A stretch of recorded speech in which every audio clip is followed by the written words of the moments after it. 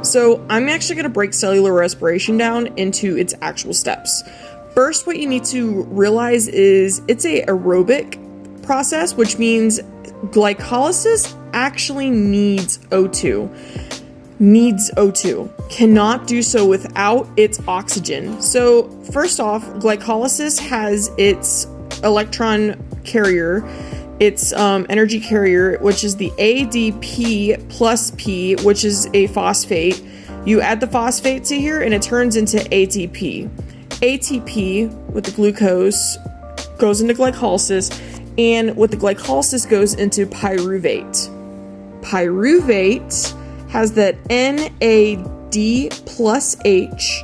It carries over to NADH.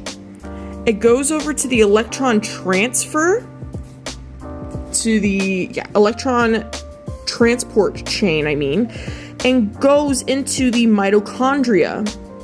So this is the process of glycolysis.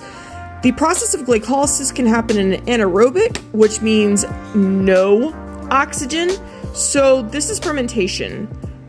And we'll talk more about fermentation with a separate video. So this is fermentation. It does not need oxygen. So it's anaerobic. Fermentation, anaerobic. Glycolysis, aerobic. Needs oxygen.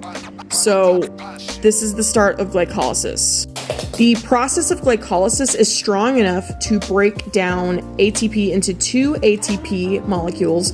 And this NADH, 2 of these are the carriers of ATP. These guys carry ATP and is bringing it to the mitochondria. So just remember that.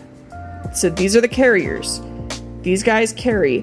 Like another teacher explained to me, imagine this is a bucket.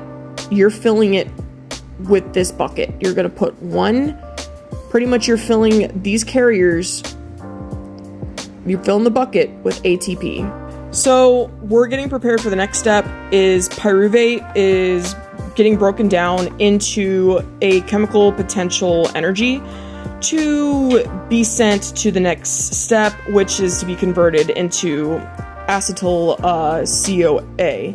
So just remember, if you need oxygen, you're going to be going into glycolysis. When it comes to cellular respiration, with the lack of oxygen, you're going to be going into fermentation. We're going to talk about fermentation in another video, and we'll hopefully get on to that. Hopefully this helps you with glycolysis. Remember, this is your energy and this is a carrier.